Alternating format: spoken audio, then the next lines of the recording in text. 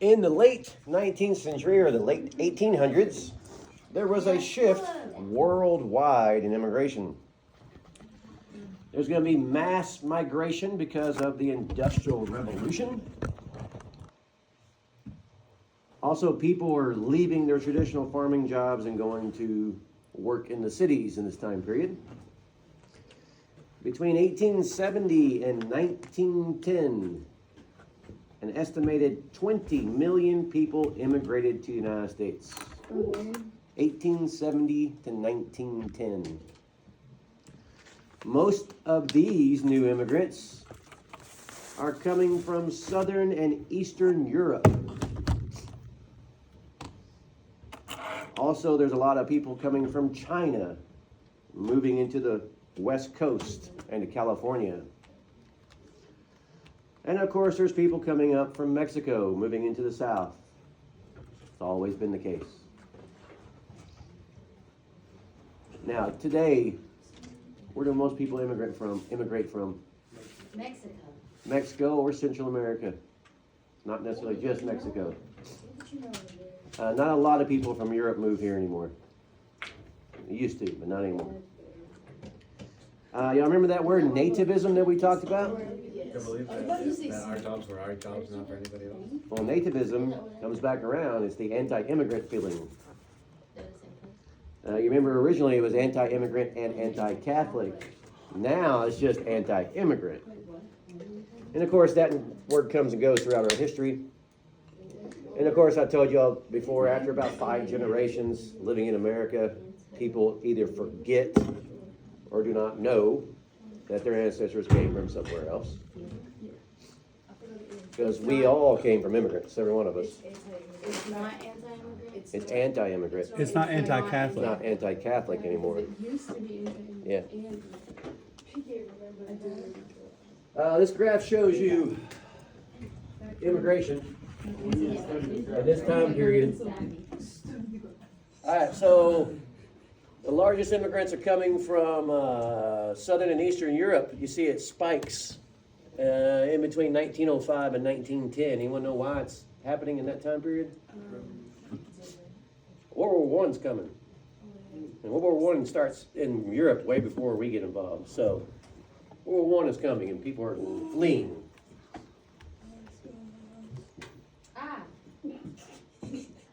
Ah. All right, before we get to this video, all right, let's talk about Ellis Island. Ellis Island. Spelling is up there. I can't see. It is kind of dark. There, thank you. Ellis Island opened in 1892 as the main port of entry on the East Coast. 1892. Yep, that's in New York City. Main port on East Coast? Uh-huh. It's not the only port, but it is the main port on the East Coast. Now, before 1892, anyone and everyone could just come to the United States without any questions. You just showed up on the boat and you got off the boat. Remember, and there's no airplane, so the only way you're getting here is by boat. And the only documentation of these people that came before 1892 is the passenger list from the boat. That's it. Got off the boat, no questions asked. Matter of fact, during the Civil War, a lot of immigrants got here and they immediately sent them to the military. So, Like straight off the boat? right, straight off the boat. Well, guess what? Oh. The United States has always been a land of immigrants, but immigration has changed a lot and will continue to change. Laws have changed. Where immigrants come from has changed. These immigrants that are coming will be the hard workers. They'll be paid less. Same thing today. Not anything new. My grandmother on my mom's side was first born in the United States. Her family came here. Her parents came here through Ellis Island. And then for some odd reason they moved to Kansas. Don't know why. And my grandma was born there in 1912, so. How do you know that? Yeah, I was just You wondering research the same it, thing. ask your Research family it. questions. I don't know. Yeah, ask family questions and research it. And they have documents, and you can find documents. And yeah.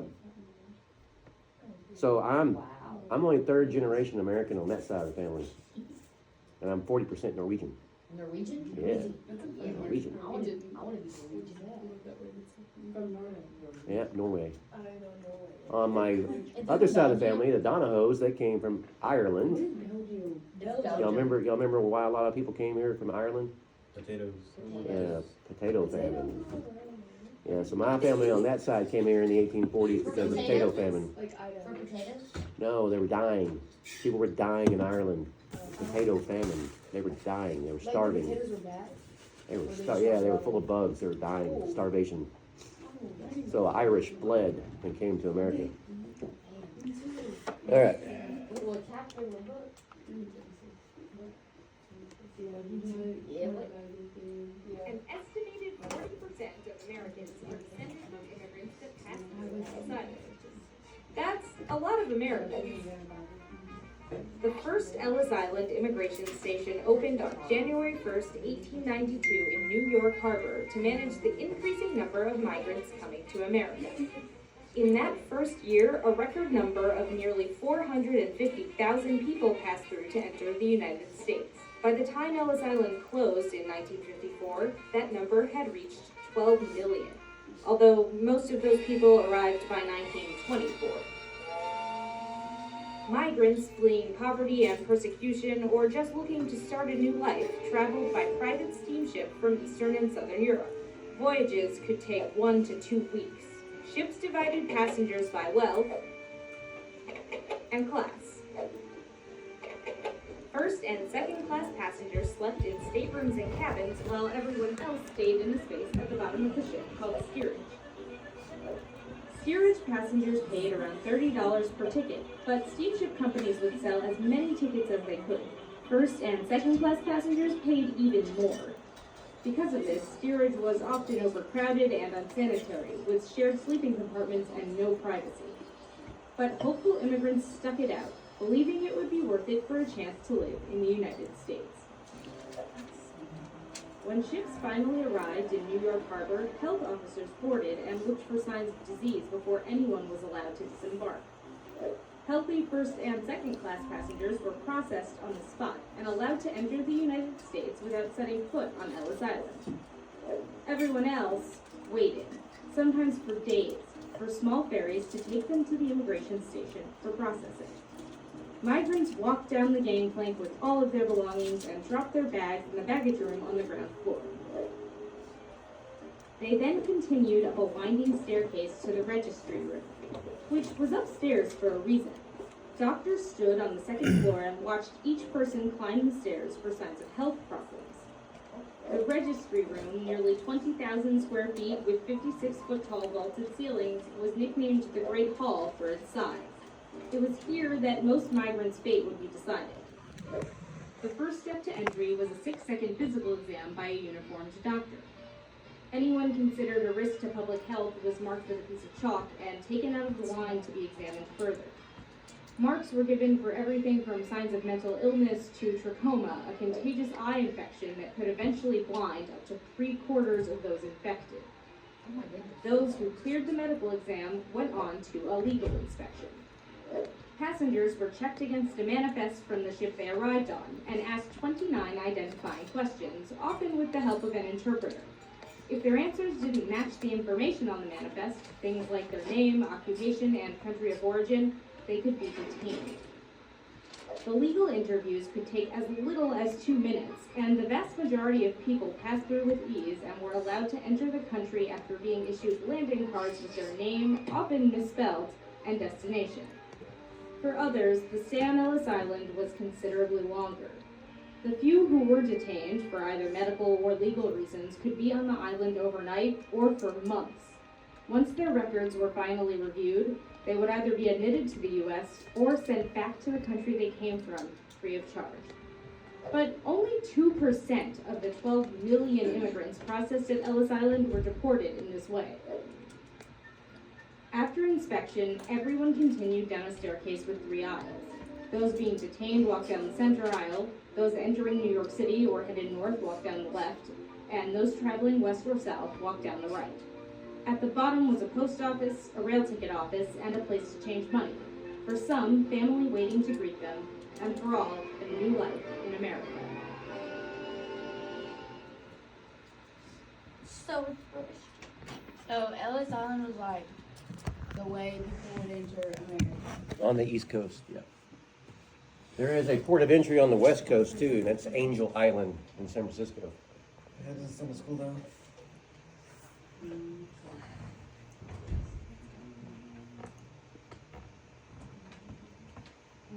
An estimated 40% of Americans.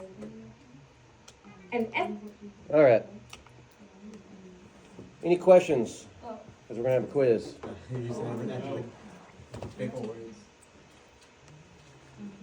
Questions? No? All right, this is quiz number 2. Reuse your old quiz or start another piece of paper, whichever.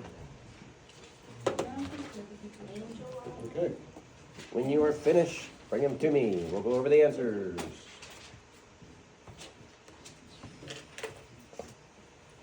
Why is it just a black screen? That's that video. Oh. Quiz? All right. There you go.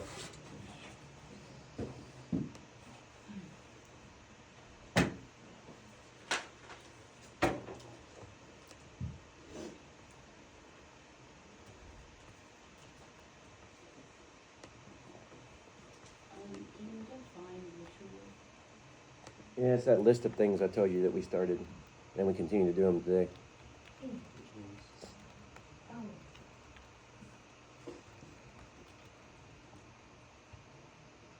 Has to do with patriotism.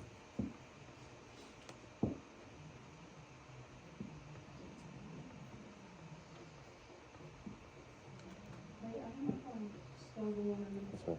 As long as I can translate it. Yeah, as long as I can translate it.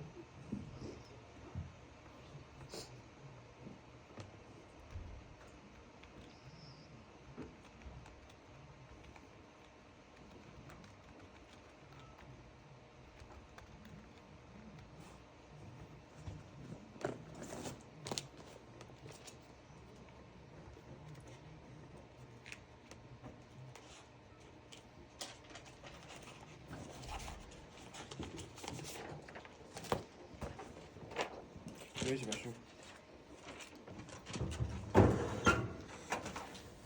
Thank you.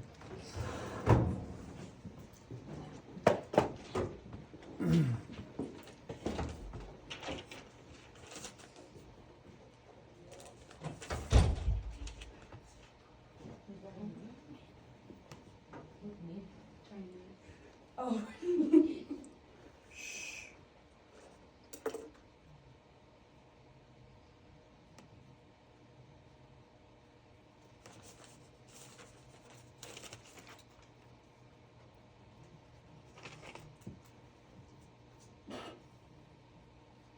You see that too?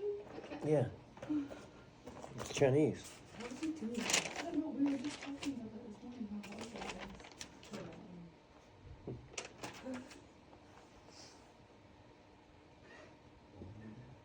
Yeah. It wouldn't doubt me if you started writing his answers and I wouldn't know what to do. is. Do you know any Chinese? I know one word. What word? I don't know how to spell it. Ni hao Ni hao. means hello in Mandarin. Oh, ni hao. Ni hao. Ni hao kai lan? What does that mean? Hello. Show I used to watch Ni hao kai lan or something like that. Yeah. Hello, kai. Caillou. Yeah. And I know some Pakistani too. Yeah. But I can't repeat it in class.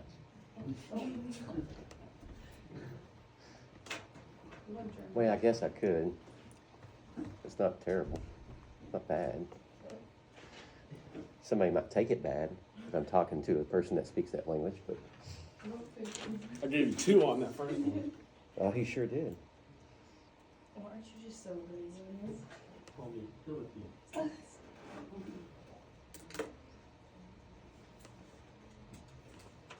Confused about y'all's answer on 5. Because everybody's putting the same answer. It's weird. Is it wrong? I'm not saying. Well, if you're Until everybody's done. If you're confused about it, it's probably wrong. So far, everybody's put the same answer. It's kind of strange.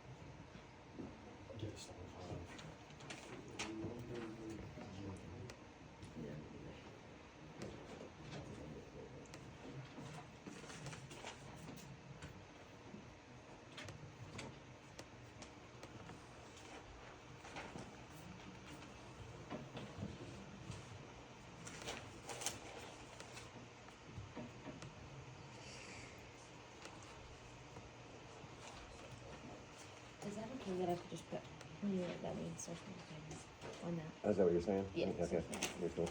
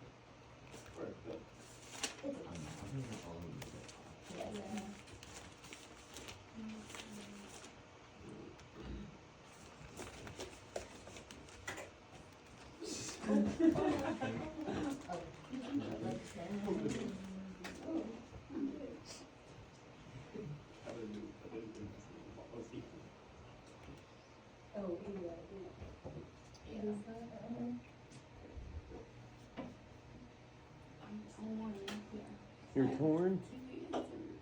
Go with your first one.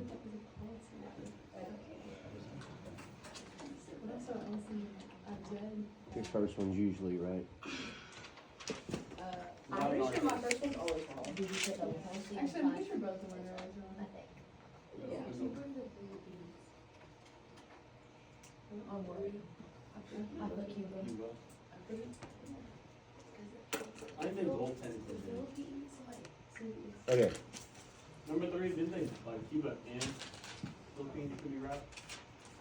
No. No, it's just Philippines? Wait, it's just Philippines? It's just Philippines. Oh. God, bro. Mr. Dono, you told me to go with my first answer. I went with my first one, and my second one was Philippines. What did you get? Was it Philippines? I got a 16, how the fuck you get 12? I Okay. got a 16, how'd you get a 12? I didn't know 5. Number one ritual that came out in the 1890s, there's gonna be like 3 different ones we talked about. Flag Day, standing for the national anthem, Pledge of Allegiance. I've been standing for the Pledge of Allegiance. Yeah, I counted it right, because you got Pledge of Allegiance on there. What canal did the United States build in Central America? Panama. Which country saw American troops as conquerors during the Spanish-American War? That's the Philippines. Because Cuba becomes independent. The Philippines does not. Name one country that became a territory of the United States because of the Spanish-American War. There's a bunch of answers. Guam, Puerto Rico, Hawaii, The one down there. Philippines. What was President Taft's foreign policy called? Dollar diplomacy. I don't remember. It's so interesting that most of y'all put open door policy. I don't know where That's that the comes only- from. That's all the book that we read about. Oh, Well, And That's the why dollar said I was wondering. One time that I do read. I was wondering where all that came from because I was like, everybody's putting that answer. That's so strange. The dollar Yeah. deposit. Yeah, basically we don't need to. We're quitting that reading stuff. Oh, okay. Now the next one we have, and now the next one all of them. We're gonna quit that reading. That's funny. All right, we're gonna start chapter 20. Rats, Oh. bro. I was about to say. I didn't even know I was gonna do this. What did you put? Oh, there you go. You did? Yeah, she did. Dollar policy. Did you write it? Yeah. All right, we're gonna talk about something called the Progressive Era. The Progressive Era is basically a time period between 1900 and 1919. During this 19 years, the United States will see a surge in production of manufactured goods and an increase of consumption of those manufactured goods by the people. Increase of manufactured goods and an increase of consumption. Yep. Also, cities are growing at a very fast rate in this period of time. Fueling the cities' growth is immigration and the Industrial Revolution. And of course, social problems continue. They always will. There's segregation in the South. Issues of immigration is being brought up. Women's rights is being brought up more. And of course, there's labor issues still.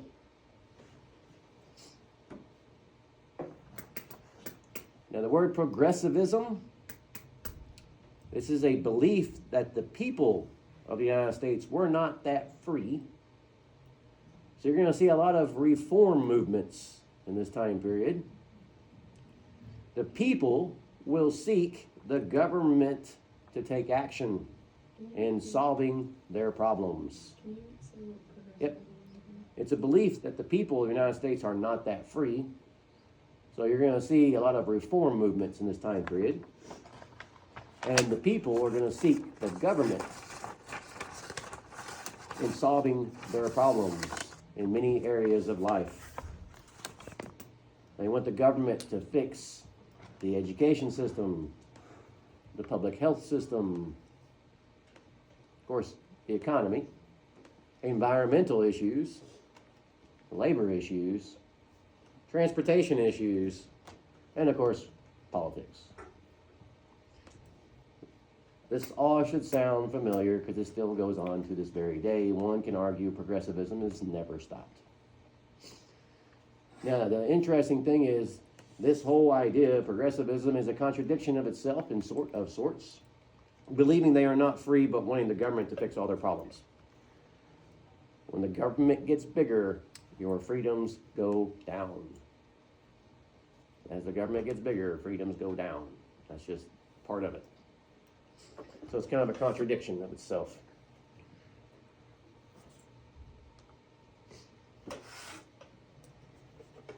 All right.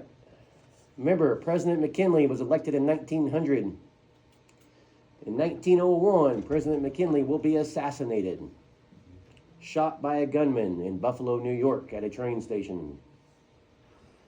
So, his vice president will become the president, 1901. So his vice president will become the president, and that is Theodore Roosevelt. This is one of three presidents. One of three presidents in our history that has, there's one of four presidents that has the same exact last name. So when we're taking a quiz or a test, make sure you put first and last name for this guy. Is he one of the ones on the Yes. So Theodore Roosevelt becomes the president. Now, before becoming president, he served as Assistant Secretary of the Navy. And then when the Spanish-American War started, Theodore Roosevelt will resign as the Assistant Secretary of Navy and join a group called the Rough Riders. And they will go to Cuba and fight the Spanish.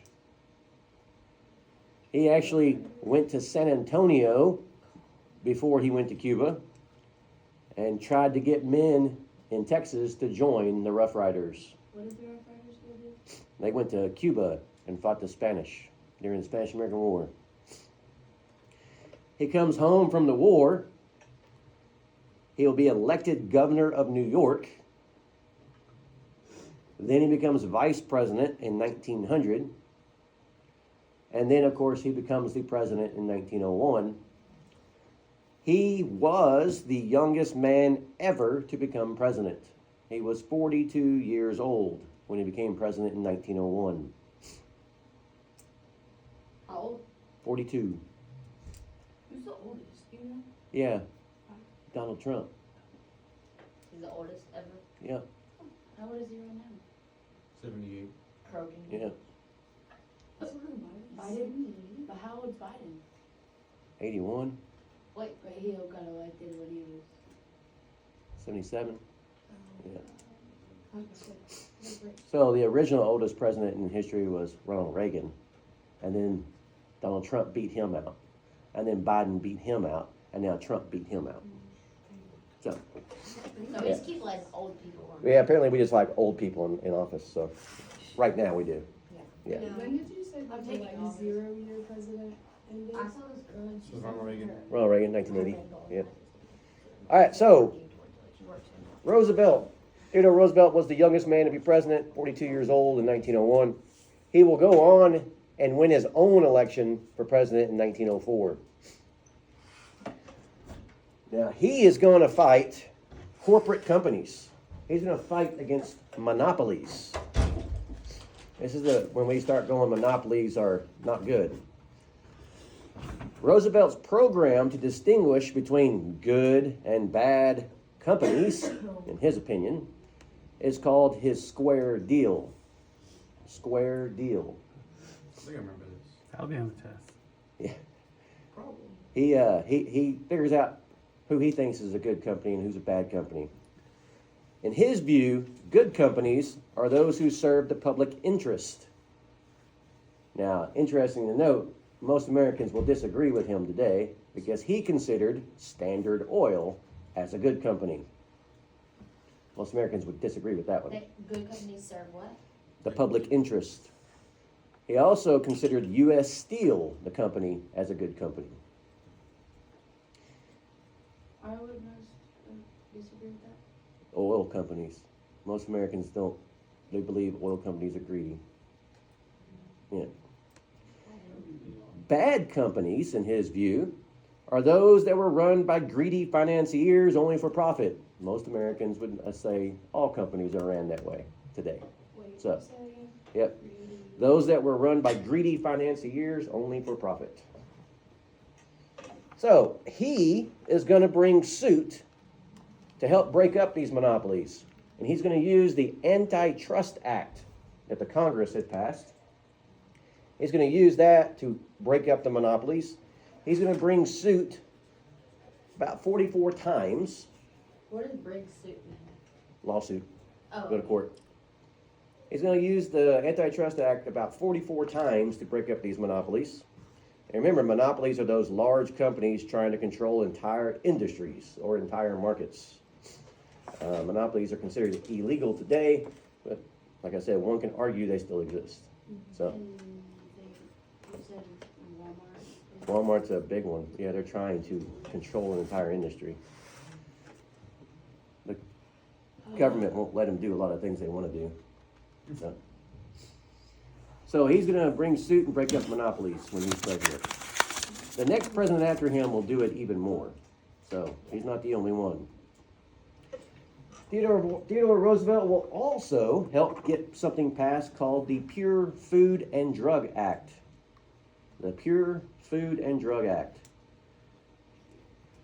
This act will establish a federal agency to basically police the quality of labeling for food and drugs. So that'd be it. That's right. Yeah. Federal agency.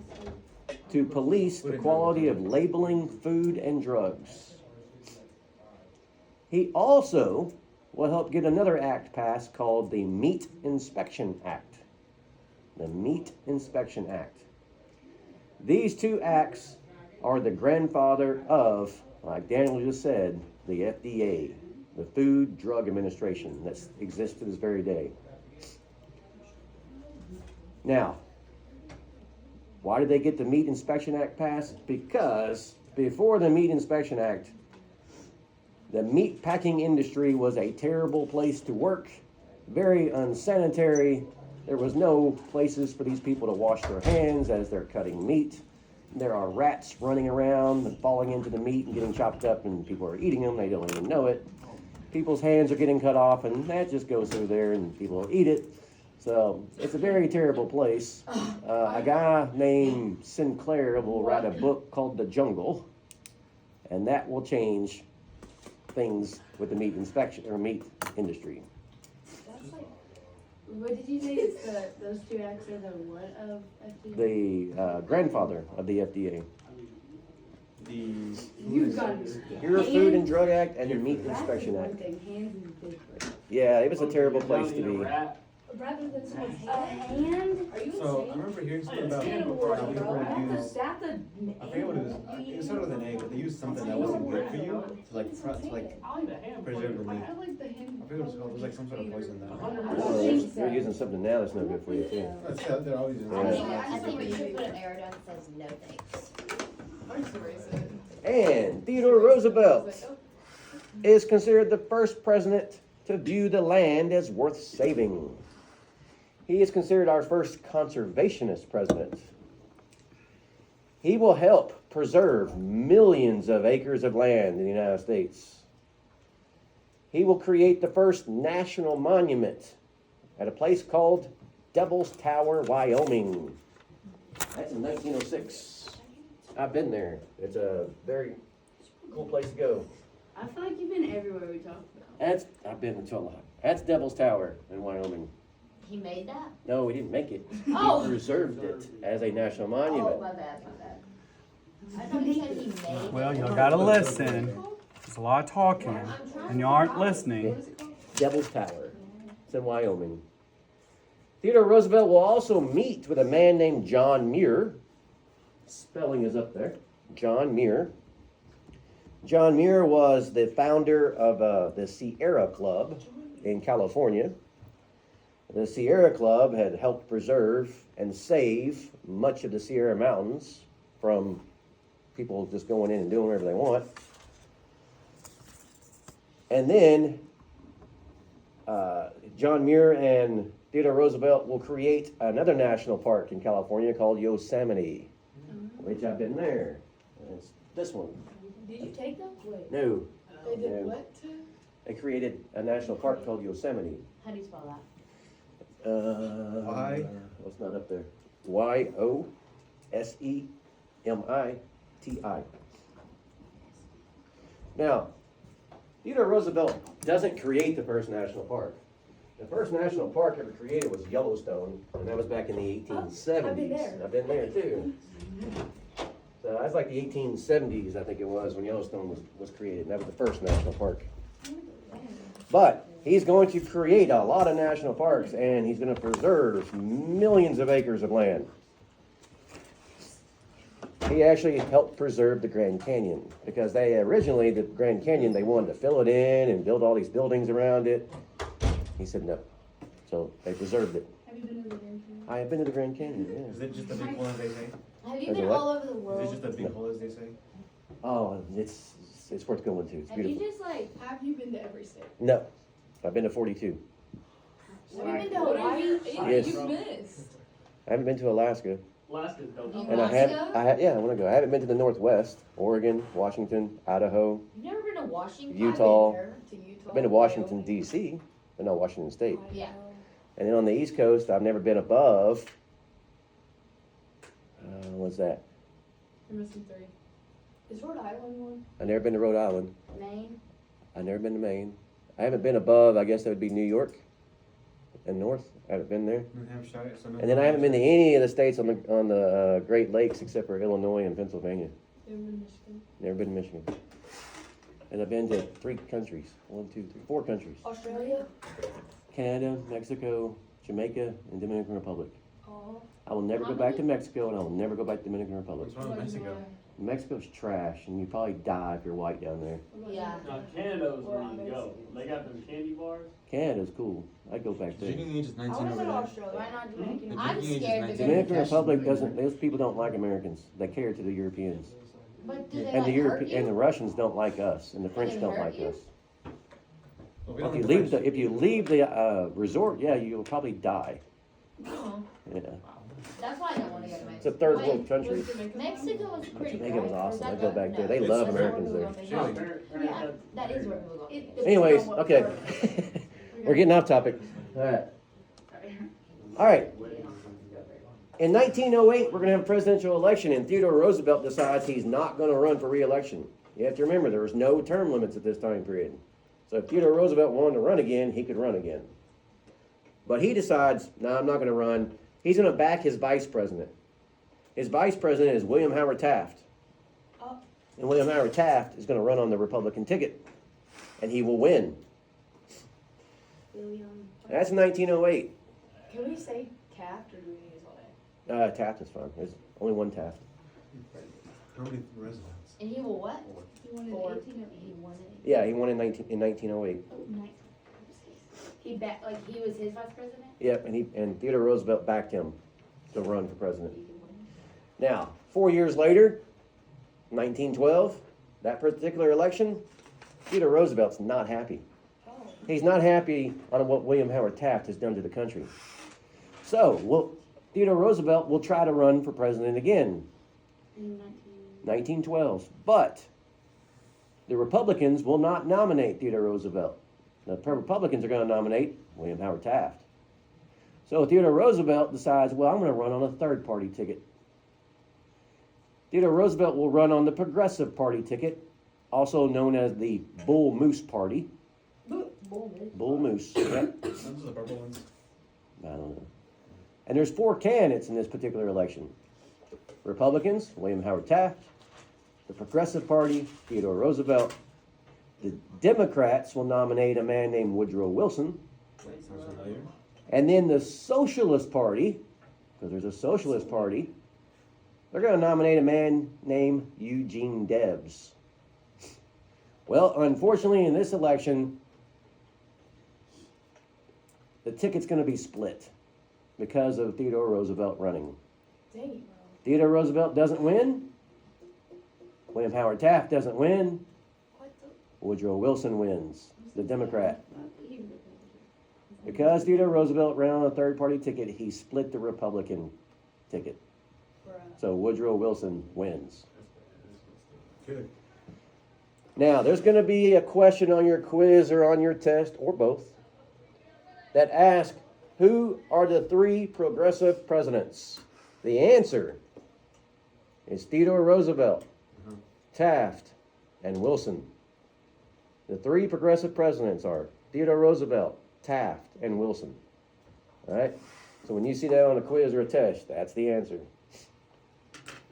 All right, I gotta stop right there because there's a quiz on this chapter and y'all haven't read it, so make sure you read this chapter for Tuesday. First thing we'll do is take a quiz, all right? And our questions. And your questions are due Tuesday, your paper questions. Can you? And you only wanted one primary source for the paper questions? Yeah. One primary source, who you're interviewing, and what the topic of your paper is. Can you give us like some ideas? For your paper? Wait, I'm Asking kind my of mom confused. about that. I just need to find my primary source. Who do you want to interview? Well, I need an idea of what. All right, I don't know how old your parents are, so, Can I do my mom? you can, on what? No. How old is your mom? Yeah, you can do your mom. My mom's 430. My dad's almost 50. Okay. You can ask, you can, yeah, you can you can do 9/11, you can do the 2008 financial crisis. 2008, that's when I was born. Well, there was a big That's why financial So I crisis. can interview myself. No, because you don't know anything about it. Your parents would remember the financial crisis of 2008 because it was bad. You can, if you found somebody that fought in the Persian Gulf War, or fought in Afghanistan, or fought in Iraq, My grandpa fought in the war, but he's too far to go back. Mr. Jonathan. you can do it on the phone. Oh, When was, You have to the record financial it. crisis? I don't like talking. You have to record it. 1960s. Or do you just have to? 62? Or you just write about Write it. about it. You're gonna write about it. I don't need your questions. You're just gonna write about that topic. So if it's the Where were? 9/11, you're gonna tell me all about 9/11 and input stuff that your person said, Like what they were doing. and what because that's a happened primary and stuff. source, so. Is How that old, like if your whatever- mom, if my mom's 47, how old was she in 9/11, at 9/11? And she's 47? So you said? How old was she when 9/11 happened? 24 years ago. Yeah, it was 20, it'll be 24 years this September, so mine is 23. So she was 24. He's a news article. All right, what you got here? 9/11, Who are you guys? Wall Street Journal. My tutor. You tutor. Okay, you're good. I'm gonna give this back to you. Yeah, I mean, you gotta do. Who are they? I think So, Night cook. Dude. Here, Daniel. I'm gonna give it back to you. Wait, it could be somebody who fought in what? The Iraq War, the war in Afghanistan, Persian Gulf War. I wouldn't want to, unless I teach I mean, if you know somebody that's still alive that fought in World War II, Korea, Vietnam, I'm pretty sure I know somebody who fought. Like, great grandma who was like a kid in World War II. yeah, because it made an impact on her, I can guarantee you. Rationing. Games. What was those? World War II made an impact on everybody that was alive. Progressive Party. yeah. That's all. How old are people gonna be if they fought in like Iraq, Afghanistan? There's like gold something. In Iraq or Afghanistan, they're gonna be in their probably 30s or Okay. 20s. Some of them will be in their late 20s, Oh, the movie. early 30s. Yeah, one of the news was- They'd be that old right now? Yeah, because, let's see, so, Afghanistan started in 2001, so that's 23 years ago. Afghanistan started because of So, they'd be in their 30s. Yeah, I think I know. dude, they had flight logs. But we were in Afghanistan up until Biden took office, so Yeah. they could be in their 20s.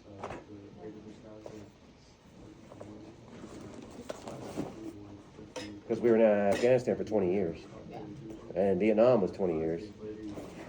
But of course, people that fought in Vietnam are going to be in their 70s today. I might have some turkey.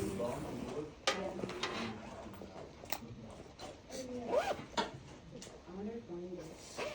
I bet you, with the hard dogs with me, then those are.